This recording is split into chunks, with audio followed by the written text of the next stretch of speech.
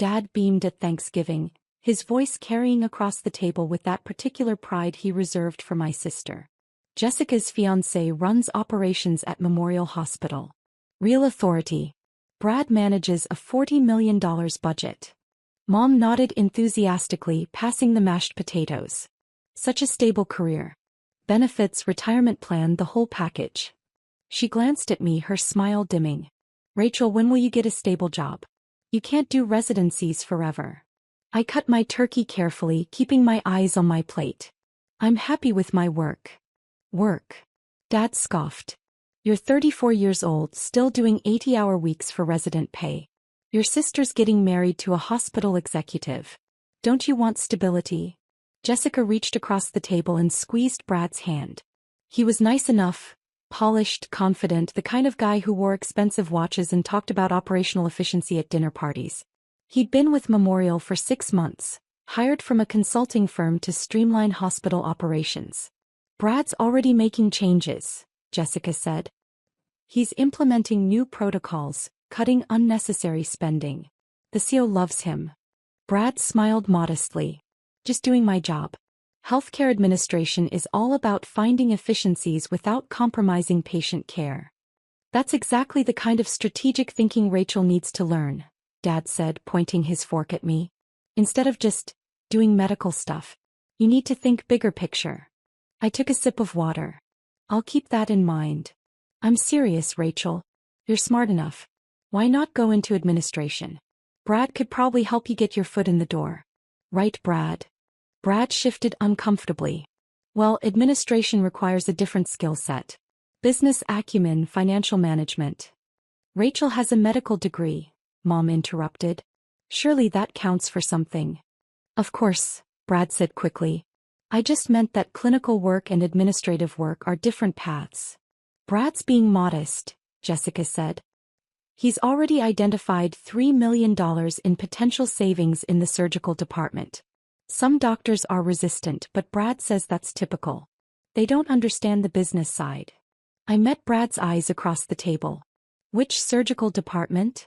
Oh, various inefficiencies. Equipment purchases, staff scheduling, overtime costs.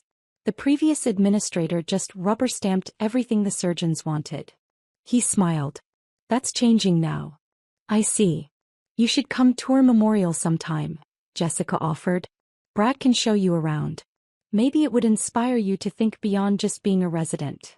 I'm not a resident anymore. Fellow then. Whatever it's called. The point is you're still in training while Brad's actually running things. I set down my fork. Jessica, I finished my fellowship 3 years ago. She blinked. What are you then? I'm an attending surgeon. Oh. She waved her hand dismissively. Well, that's still not management. You're still just doing surgeries. Dad leaned forward. Rachel, what Jessica's trying to say is that there's more to a hospital than the operating room. Brad's position has real influence. Budget authority, strategic planning. I understand what hospital administration does, Dad. Then you understand why Brad's career is so impressive. He's only 36 and he's already managing the operations budget at Memorial. I finished. You've mentioned it 5 times. Mom's lips thinned. There's no need for that tone. We're proud of Brad. We're proud of Jessica for finding such an accomplished partner. She paused. We'd like to be proud of you too, dear. The rest of Thanksgiving passed in familiar patterns. Jessica and Brad discussed wedding plans. A June ceremony at the country club, honeymoon in Tuscany. Dad asked Brad about his investment portfolio. Mom showed everyone photos of the house Jessica and Brad were buying in the suburbs. No one asked about my work. No one asked about my life. I left at 8, pleading in early morning. In my car, I sat for a moment before starting the engine, looking at the warm lights of my parents' house. They had no idea who I was. And I'd stopped trying to tell them. I drove to my condo in the city, changed into comfortable clothes and reviewed patient charts for Monday's surgeries. 3 complex cases. A coronary bypass, a valve replacement and a tumor resection that would take most of the day. My phone buzzed. A text from Dr. Patricia Okonkwo, our chief medical officer. Budget meeting moved to December 4th, 9 a.m. All department heads required. Be prepared to defend your equipment requests. I typed back, "See you there." December arrived cold and gray. Memorial Hospital rose 12 stories above the city, a teaching hospital affiliated with the state university. I'd trained here, completed my general surgery residency and cardiothoracic fellowship here, and been recruited back as an attending 3 years ago. 2 years ago I'd been named chief of surgery. It wasn't something I advertised. The title came with administrative headaches I didn't particularly enjoy. Budget meetings, personnel issues, strategic planning sessions. But it also came with the authority to protect my department, to fight for my surgeons, to ensure we had the resources we needed to save lives. My family knew I worked at Memorial. They knew I was a surgeon. They'd never asked my specific role and I'd never volunteered it. Why would I? They'd already decided I was less successful than my sister. Facts wouldn't change that narrative. December 4th began at 5:30 a.m. with a trauma case. Motorcycle accident, internal bleeding, a young man who'd been in the wrong place at the wrong time. By 8:45 he was stable in the ACU and I was scrubbing out, exhausted but satisfied. I changed into clean scrubs, grabbed my budget folders and headed to the executive conference room on the 12th floor. Patricia was already there reviewing notes. She looked up and smiled. "Good save on the motorcycle case. I heard it was touch and go. He's 23. He'll pull through. That's why you're the best we have." He checked her watch. "We've got a full house today. New operations administrator wants to make an impression. Brad Harrison? You know him. He's engaged to my sister." Patricia's eyebrows rose. "Small world. He's been here 6 months and he's already making waves. Lots of ideas about efficiency and cost cutting. I've heard. Well, prepare yourself. He's got some strong opinions about surgical department spending." The conference room filled up. Department heads, division chiefs, the CFO, the CEO. And Brad, sitting near the head of the table in an expensive suit, reviewing spreadsheets on his laptop. He didn't look up when I entered. Why would he? As far as he knew, I was just another overworked surgeon somewhere in this building. We'd never discussed specifics at Thanksgiving. I took my seat at the table. Patricia sat at the head with the CEO, Dr. James Morrison, beside her. "All right, everyone," Patricia began. "Let's get started. We're here to review departmental budget requests for the next fiscal year. As you know, we're facing pressure to reduce costs while maintaining quality of care. Brad Harrison, our Director of Operations, will be presenting his analysis." Brad stood, clicking to his first slide. "Thank you, Dr. Okonkwo. I've spent the past 6 months reviewing our operational efficiency, and I've identified several areas where we can significantly reduce spending without impacting patient outcomes." He clicked through slides showing graphs, percentages, comparative data from other hospitals. "The surgical department is our largest cost center," Brad continued. "Last year, surgical services accounted for $127 million in expenses. My analysis suggests we can reduce that by 15 to 20% through better scheduling, reduced equipment purchases and streamlined staffing." I listened, taking notes. Some of his suggestions were reasonable. Others showed a fundamental misunderstanding of how surgery actually worked. For example, Brad said, the cardiothoracic division ordered 3 new surgical robots last year at $2 million each. That's $6 million on equipment that sits unused 60% of the time. Dr. Marcus Webb, one of my senior cardiothoracic surgeons, bristled.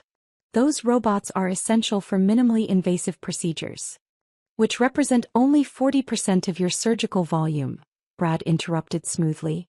"I'm suggesting we don't need 3. 2 would suffice, saving $2 million. And when all 3 are needed simultaneously?" Marcus asked. "When we have multiple emergent cases? You schedule more efficiently. You don't have 3 emergent robot-assisted cases simultaneously if you're properly managing your time." "You can't schedule emergencies," Marcus said flatly. Brad smiled. "You can schedule elective procedures to ensure capacity for emergencies. It's basic operational planning." I watched this exchange, saying nothing. Marcus glanced at me, clearly expecting support. I gave him a small shake of my head. "Not yet." Brad moved to his next slide. "Additionally, the surgical department has excessive overtime costs. Last year we paid $4.2 million in overtime to surgical staff. By hiring 2 additional scheduling coordinators at $120,000 total, we could eliminate most of that overtime, netting $4 million in savings. Dr. Sarah Chin, Chief of General Surgery, spoke up. The overtime exists because surgeries run long. Because complications arise. Because we can't just abandon a patient mid-procedure because we've hit our scheduled time. Of course not, Brad agreed. But better preoperative planning could reduce procedure times. Better coordination could prevent scheduling conflicts. These are solvable problems. Have you ever observed a surgery? Sarah asked. Brad paused. I've reviewed surgical records and timing data extensively. That's not what I asked. I don't need to perform surgery to understand operational efficiency, Dr. Chen. The tension in the room was thick. Patricia intervened. Let's table this for now. Brad, what else do you have? He clicked to another slide. Supply costs. The surgical department spends $18 million annually on supplies. Sutures, instruments, disposables. I've negotiated with alternate vendors who can provide equivalent products at 25% lower cost, saving $4.5 million. Equivalent how? I asked quietly. Brad looked at me for the first time. Really looked at me. I saw the moment of recognition. His face went still, his eyes widened slightly. I'm sorry, he said. You said equivalent products. Equivalent in what way? Same quality, same performance, same patient outcomes. He recovered quickly. Yes, all of the above. These vendors supply to comparable hospitals. Which hospitals? Regional Medical Center, St. Catherine's University Hospital. None of which are level 1 trauma centers. None of which have our surgical volume or complexity.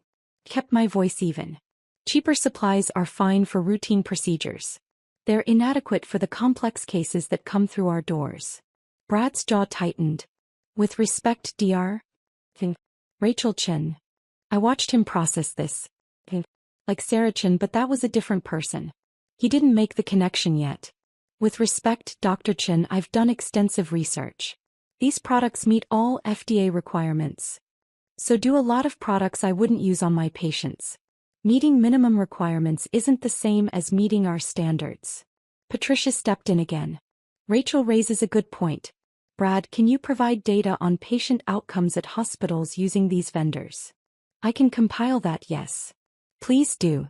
Before we make any supply chain changes, we need outcome data. She glanced at her notes. What else?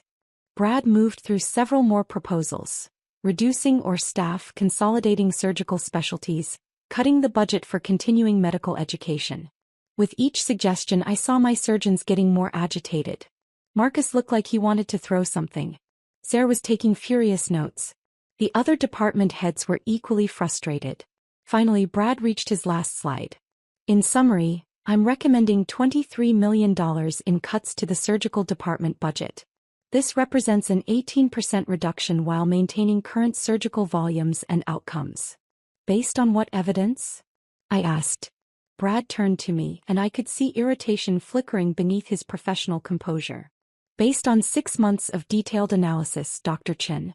Based on comparative data from peer institutions. Based on industry best practices. Based on spreadsheets, I said. Not on surgical realities. I understand that change is difficult. This isn't about change being difficult. It's about proposed changes being dangerous. The room went quiet. Dangerous. Brad repeated. That's a strong word. It's the accurate word. Cutting our surgical robots from 3 to 2 means longer wait times for minimally invasive procedures. That means patients spending more days in pain, more time off work, more risk of complications. Switching to cheaper supplies means higher infection risks, longer procedure times, worse outcomes. Eliminating or staff means surgeons working exhausted, which means mistakes. I met his eyes. You're not cutting costs. You're cutting quality and safety. Brad's face flushed. I've been hired to improve operational efficiency. Then improve it. But not at the expense of patient care. Dr. Chin, I appreciate your passion, but this is above your purview. These are institutional decisions. About my department. He blinked. Your department? Patricia cleared her throat. Brad, I don't think you've been formally introduced. Dr. Rachel Chin is our chief of surgery. The surgical department falls under her authority. I watched the color drain from Brad's face. Watched him glance at his spreadsheet, where my name was indeed listed at the top. Chief of Surgery, Department Head. I didn't realize. He looked at me, then at Patricia, then back at me. You're the department head. For the past 2 years. But you're so young. Yes, I've heard that before. I was appointed at 32, youngest chief in Memorial's history. I smiled slightly. It's in my bio on the hospital website. Did you review the organizational chart before today? His silence was answer enough. Brad, Patricia said gently, part of effective administration is understanding who you're working with. Rachel is not only our chief of surgery but also one of the most accomplished cardiothoracic surgeons in the region. She's published 73 papers, holds 4 patents on surgical techniques, and has a patient survival rate that's among the highest in the country. Brad looked like he wanted the floor to open up and swallow him. I apologize. I should have. I didn't. It's fine, I said, though it wasn't. Let's focus on the budget. Patricia, I have the surgical department's requests here. I'd like to walk through them. For the next hour I presented our budget needs. New equipment purchases justified with outcome data. Staffing requests, backed by surgical volume projections. Supply costs with detailed explanations of why we use specific vendors. Brad said nothing. He sat there, growing paler, occasionally checking his phone. Finally, Patricia called for a break. 15 minutes, everyone. Let's reconvene and start working toward compromise. The room emptied. Brad stood quickly, moving toward the door, but I intercepted him. Brad. A word. He stopped, turning slowly. Up close, I could see sweat on his forehead despite the cool conference room. I know this is awkward, I said quietly. Finding out I'm the department head you've been proposing to cut. Rachel, I had no idea. I know. That's part of the problem. You've spent 6 months analyzing the surgical department without ever talking to the person who runs it. I talked to other surgeons. Did you? Or did you pull data from spreadsheets and make assumptions? He ran a hand through his hair. Jessica never said you were a chief of surgery. Jessica doesn't know. How does she not know? Because she never asked. Neither did my parents. You all assumed I was still a trainee, still figuring things out. I stopped correcting you. But your job, it's a huge accomplishment. Why wouldn't you tell people? Why would I? So my dad could compare my salary to yours? So my mom could ask when I'm getting married instead of focusing on my career? So Jessica could feel threatened. I shook my head. It was easier to let you all believe what you wanted to believe. Brad leaned against the wall. I've made a complete ass of myself. Yes. The wedding's in 6 months. Jessica's going too. He stopped. Does she have to know about this? About you proposing to gut my department? Or about me being your boss's boss? Either. Both. He looked genuinely panicked. She'll be humiliated. She spent Thanksgiving bragging about my authority while you sat there knowing you outrank me. I don't outrank you. We have different roles. Rachel, you control my entire budget. You determine what programs get funded. You could make my job impossible if you wanted to. I'm not interested in making your job impossible, Brad. I'm interested in protecting my patients and my surgeons. He was quiet for a moment. The equipment cuts. The supply changes. You're saying they'd actually harm patient care. Some would. Some are just inefficient. Some show you don't understand the surgical environment. I softened my tone slightly. Look, I'm not opposed to efficiency. I'm not opposed to cost savings. But you can't make these decisions in a vacuum. You need to work with the people who actually do the work. I thought I was. You talked to a few surgeons who agreed with you. You didn't talk to the department head. You didn't shadow in the OR. You didn't observe our workflow. I crossed my arms. You treated surgery like a widget factory. Optimize the process, reduce the costs, improve the margins. But we're not making widgets. We're saving lives. Brad slumped. I've screwed this up completely. Not completely. Some of your ideas have merit. The scheduling improvements, for instance. We probably can reduce some overtime with better coordination.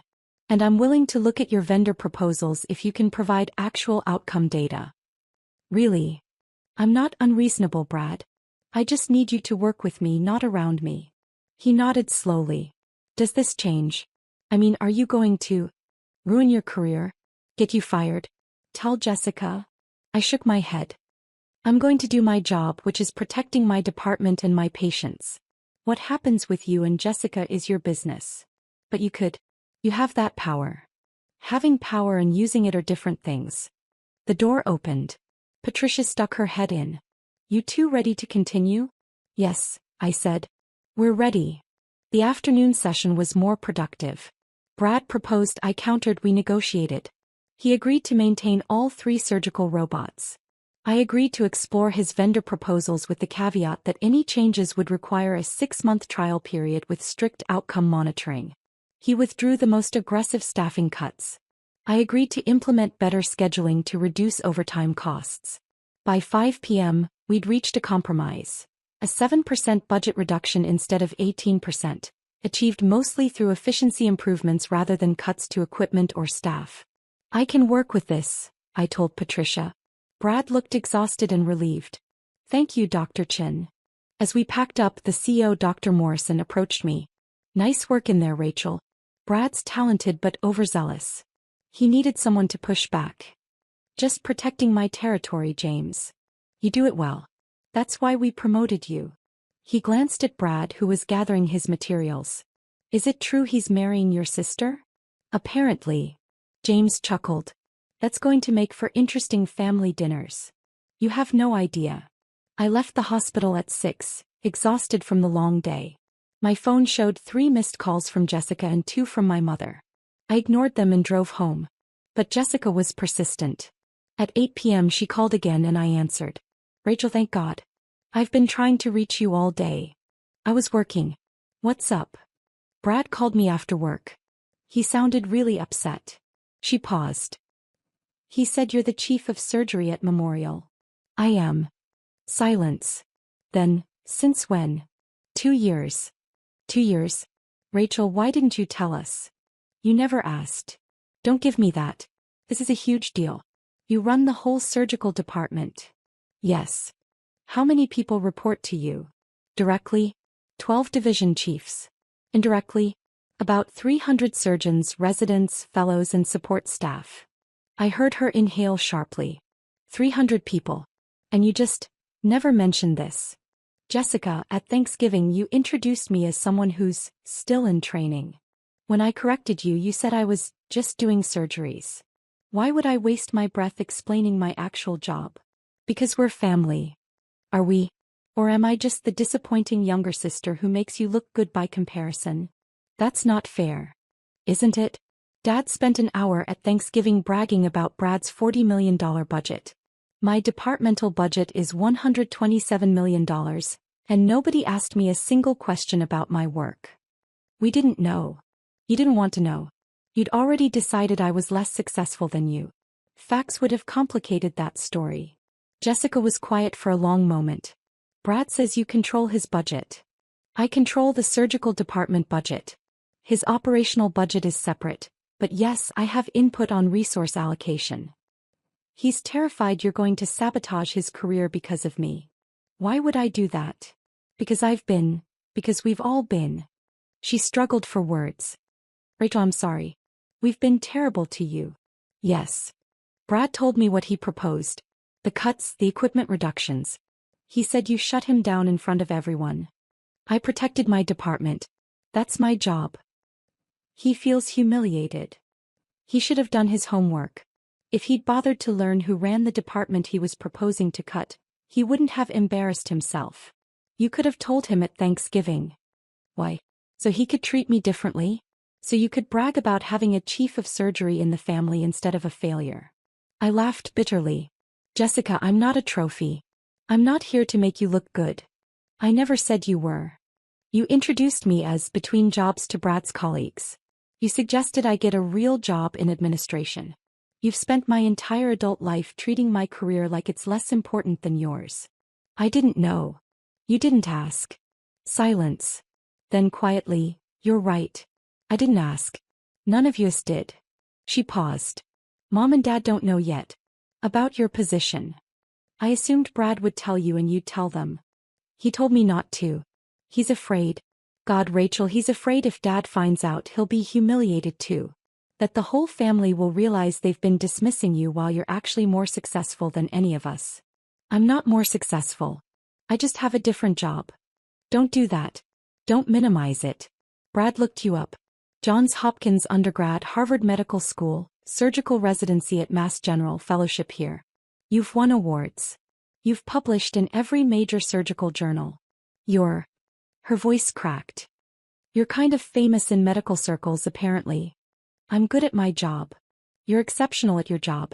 And we treated you like you were failing at life. I sat down on my couch, suddenly very tired. Jessica, what do you want from me? I don't know. Forgiveness. Understanding. For you not to ruin Brad's career because our family's been horrible to you. I'm not going to ruin Brad's career.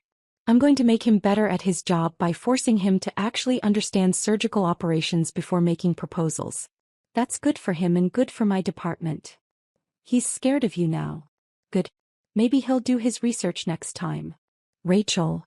Jessica, I've had a very long day. I performed an emergency surgery at 6 a.m., spent 5 hours in a budget meeting fighting to protect my department's resources, and I'm exhausted. I don't have the energy for this conversation. When can we talk? Really talk? I don't know. Maybe never. Maybe I'm done trying to make you see me. Please don't say that. Why not? It's true. I spent years trying to get you, Mom and Dad, to understand what I do, to care about my work, to see me as something other than the disappointing one. And it never worked. So I stopped trying. And honestly, my life got better. Because you have other people who appreciate you. Yes. Colleagues who value my expertise. Patients who trust me with their lives. Residents who look up to me. I don't need my family's approval anymore. But you want it. The words hit harder than I expected. Maybe I did. Once. And now. Now I'm too tired to care. I hung up before she could respond. The next day at work was busy. 3 scheduled surgeries and a consult on a complex trauma case. I didn't think about Brad or Jessica or the budget meeting until Patricia stopped by my office at 4 p.m. Brad submitted his revised proposal, she said, handing me a folder. It incorporates all your feedback. Very thorough. I flipped through it. He'd done his homework this time. Outcome data from the proposed vendors, detailed scheduling analyses, realistic timelines for implementation. This is good work, I admitted. He's terrified of you, you know. So I've heard. Patricia sat across from my desk. He came to my office this morning and asked if he should resign. What did you tell him? That he's good at his job when he remembers that hospitals aren't factories. That he made mistakes but he's learning from them. And that you're not interested in destroying him, you're interested in patient care. All true. He also asked if there's any way to avoid humiliating his fiancé's family. I looked up. What? Apparently your family doesn't know you're chief of surgery. They think you're a junior surgeon still finding your way. Brad's worried about what happens when they find out. That's not my problem. No, but it is his problem. He's marrying into a family that completely misunderstood one of its members. That's awkward. I set down the folder. Patricia, my family decided who I was a decade ago. I got tired of fighting that narrative. If they find out the truth now and feel embarrassed, that's not my fault. Of course not. But Brad's in an impossible position. Keep your secret and feel like he's lying to his fiancé's family, or tell the truth and expose how wrong they've been about you. Again, not my problem. Patricia studied me. You're angrier than you're letting on. I'm not angry. I'm just done. Done with what? Trying to make them see me. Trying to prove I'm worthy of their attention. Trying to fit into their hierarchy of success. I lean back in my chair. I have a department to run, lives to save, residents to train. I don't have time for family drama. Rachel, you're one of the most brilliant surgeons I've ever worked with. But you're also human. It's okay to be hurt that your family didn't see you. Noted. She smiled sadly. That's not a healthy response. Maybe not. But it's the one I have energy for right now.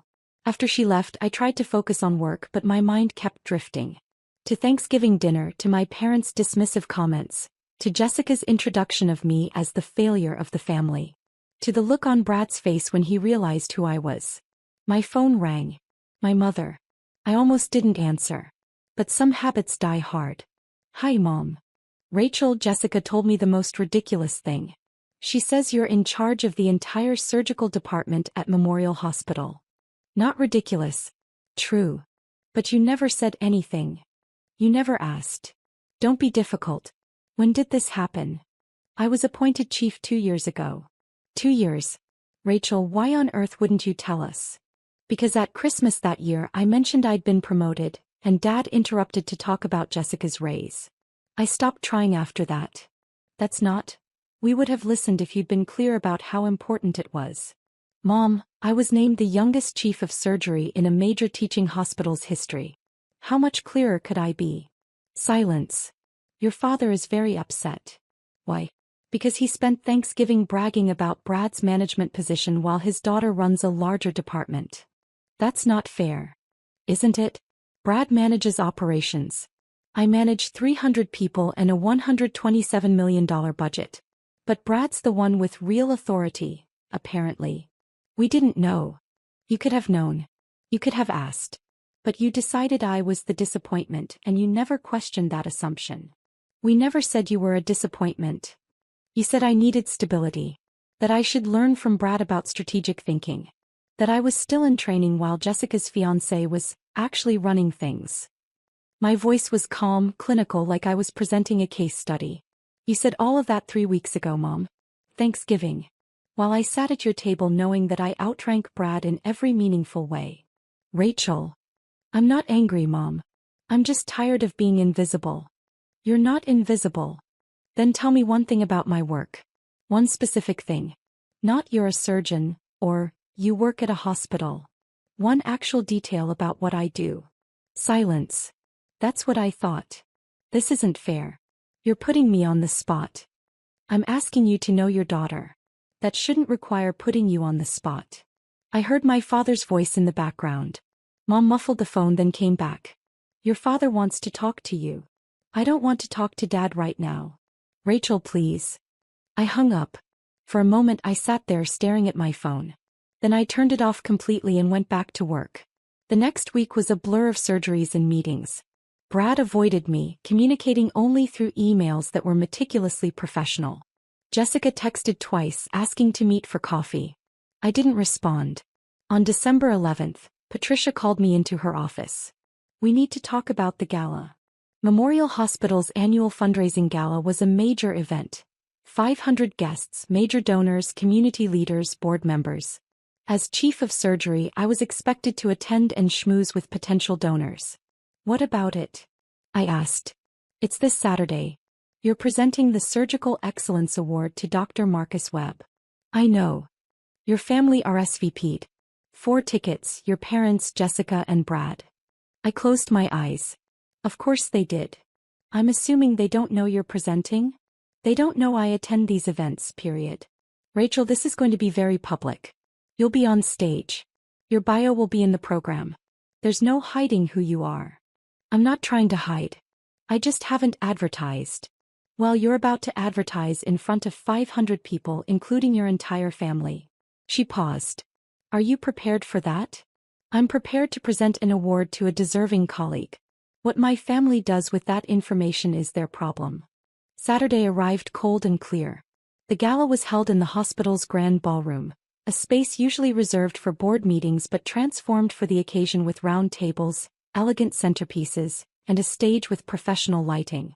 I arrived at 6, an hour before the event started, to review my remarks and check the technical setup. My dress was simple but elegant. Black, professional, with the kind of understated jewelry that signaled competence rather than flash.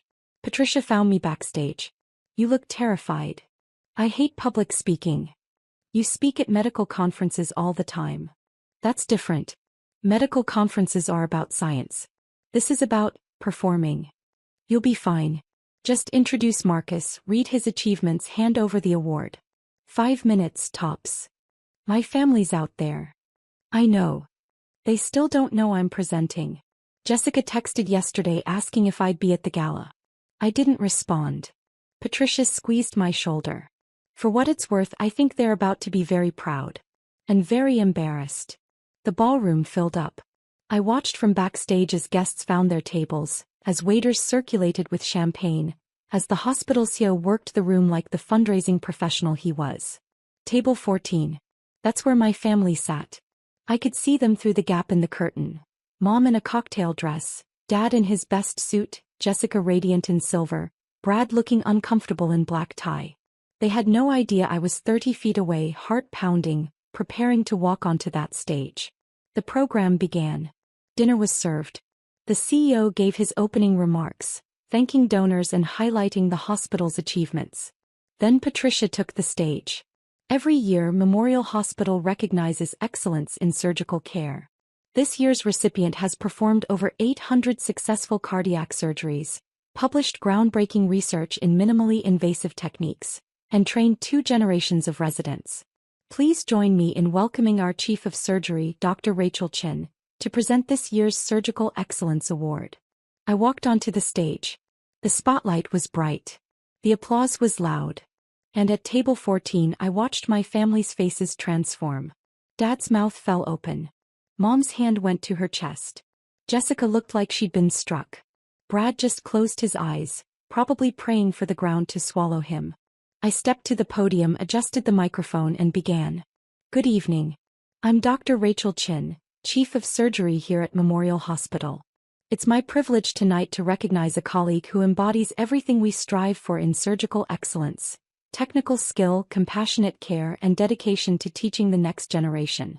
My voice was steady, professional. I didn't look at table 14. Dr. Marcus Webb joined Memorial's cardiothoracic division 15 years ago. In that time he's performed over 1,200 successful surgeries, developed 3 innovative surgical techniques that are now used worldwide, and mentored 47 residents and fellows. I went through Marcus's achievements, his research, his patient outcomes. I told the story of a particularly complex case he'd saved last year. A 72-year-old woman with multiple comorbidities who, by all conventional wisdom, shouldn't have survived. But Dr. Webb doesn't accept conventional wisdom. He saw a patient who deserved a chance and he gave her that chance. She walked her granddaughter down the aisle 3 months ago. The audience was rapt. This was what I loved about medicine. The stories, the lives saved, the moments of grace in the midst of crisis. Dr. Webb represents the best of what we do here. He makes us all better surgeons, better physicians, better people. It's my honor to present him with this year's Surgical Excellence Award. Marcus joined me on stage. We shook hands.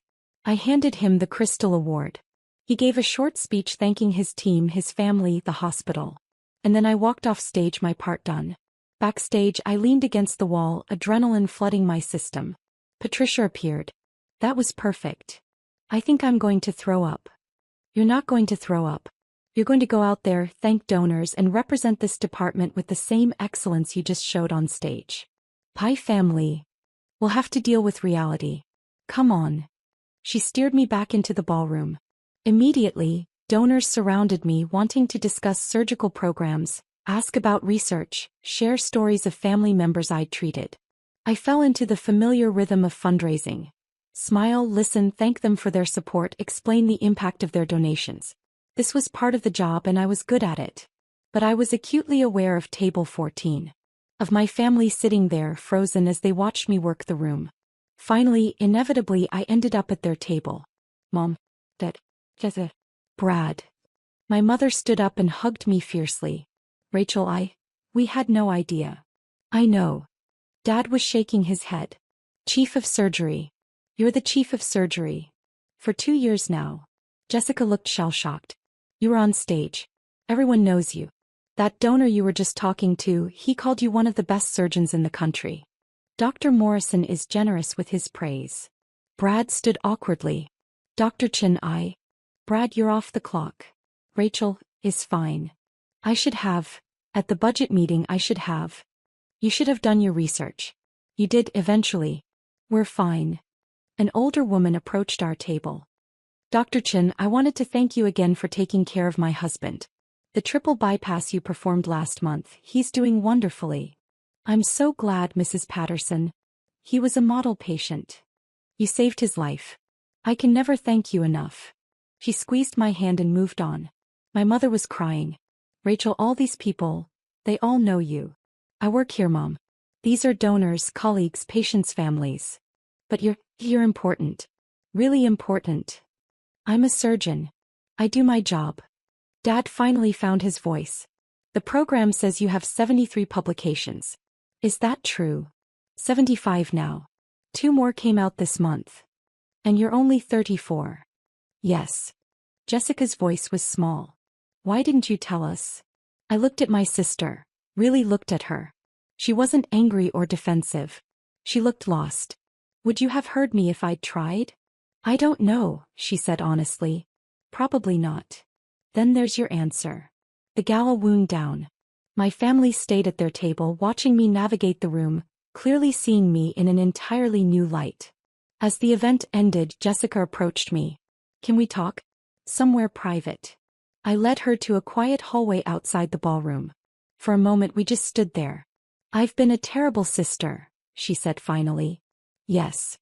I spent so long being the successful one, the accomplished one. I needed you to be less than me. And when you tried to tell me otherwise, I didn't want to hear it. I noticed. Brad told me everything. About the budget meeting, about your department, about how I've been treating you. Tears streamed down her face. Rachel, I'm so sorry. For what, specifically? For dismissing you. For introducing you as a failure. For never asking about your work. For making everything a competition where you had to lose so I could win. I leaned against the wall. Jessica, I'm not angry. I'm just tired. Of me. Of trying to make you see me. Of defending my choices to people who should already respect them. Of being invisible in my own family. You're not invisible anymore. No. But I shouldn't have had to be on stage in front of 500 people for you to see me. You should have seen me at Thanksgiving when I tried to tell you I'm not a resident. You should have seen me at Christmas 2 years ago when I mentioned my promotion. You should have seen me every time you called me a disappointment and I didn't argue back. She nodded, crying harder now. What can I do? How do I fix this? I don't know if you can. Trust takes time to build and you spent years breaking mine. I want to try. Please, Rachel. Let me try. I looked at my sister, really looked at her for the first time in years. Saw her not as the golden child or the competition, but as a person struggling with her own insecurities. Okay, I said quietly. We can try. But Jessica, this has to be real. No performances. No competitions. No dismissals. I promise. And you have to actually want to know me. Not because I'm chief of surgery or because I'm impressive to your friends. Because I'm your sister. I do want to know you. The real you. We hugged then, really hugged, and something in my chest loosened slightly. Mom and Dad found us in the hallway. Rachel, Dad said, and his voice was thick with emotion. I owe you an apology. A big one. Several, actually. He laughed, but it was shaky. I've spent years telling you to be more like Jessica. To get a stable job. To think strategically. And you were already doing all of that. You were doing it better than any of us. I tried to tell you. We didn't listen. We were so invested in our narrative, successful older daughter, struggling younger daughter, that we couldn't see the truth even when you showed it to us. Mom stepped forward. Can you forgive us? Can you give us a chance to actually be your parents instead of your critics? I thought about it. About the years of dismissal. About Thanksgiving dinner. About every time I tried to share my achievements and been talked over. But I also thought about the exhaustion of carrying resentment. About how much energy it took to stay angry. I can try, I said. But things have to change. You have to actually ask about my life. Listen when I answer. Stop comparing me to Jessica and Jessica to me. We're different people with different paths. We can do that, Mom said. We want to do that. Brad had been hovering at the edge of the conversation. Now he stepped forward. Dr. Chin, Rachel, I want to apologize too. For proposing those budget cuts without understanding your department. For assuming I knew better than you. For being arrogant and underprepared. Apology accepted. But Brad, you're not a bad administrator. You're just young in this role. Learn from it. Next time, talk to the people who actually do the work before proposing changes. I will. I promise. Good. Because despite this rocky start, I think you could be really effective. You have good instincts. You just need to balance spreadsheets with reality. He looked relieved. Thank you. And for what it's worth, I understand now why you didn't tell us about your position. We made it impossible for you to share good news. Yes, I said simply. You did. We stood in that hallway, my family and me, in the awkward space between old narratives and new realities. Finally, Dad said, "Can we take you to dinner? Celebrate properly." "Not tonight. I'm exhausted." "Tomorrow then? Or whenever you're free." "I'll check my schedule. I have 3 surgeries this week and a research deadline." Mom smiled, and it was genuine. "Of course you do. You're chief of surgery. Among other things." We said goodbye in the parking lot. As I drove home, I felt lighter than I had in years. They saw me now. Finally, they saw me. The question was whether they could sustain that vision, or whether we'd slip back into old patterns. Time would tell. But for tonight, it was enough to be seen. 3 months later, I sat in a coffee shop with Jessica, reviewing wedding plans. She'd asked my opinion on flowers, on seating arrangements, on whether to invite certain relatives. "I want you to be my maid of honor," she said suddenly. I looked up from the seating chart. "Really? I know I haven't been the sister you deserved. But I want to start over. If you'll let me." "I'd be honored." She smiled, and it reached her eyes. "Thank you. And Rachel, I'm proud of you. Not because you're chief of surgery, but because you're you. Because you kept building your career even when we didn't see it. Because you're brilliant and compassionate, and you save lives every day." "Thank you. I mean it. I've been reading your research. I don't understand most of it, but I'm trying to. Because I want to know what you do. Really know it." "That means a lot." We talked for 2 more hours. About work, about life, about our childhood, and the ways we'd both been shaped by our parents' expectations. It wasn't perfect. We still had years of patterns to unlearn. But it was real. And that was enough. That evening, I operated on a 67-year-old man with aortic stenosis. Complex case, high risk, for hours in the OR. He survived. Stable vitals, good outcomes, excellent prognosis.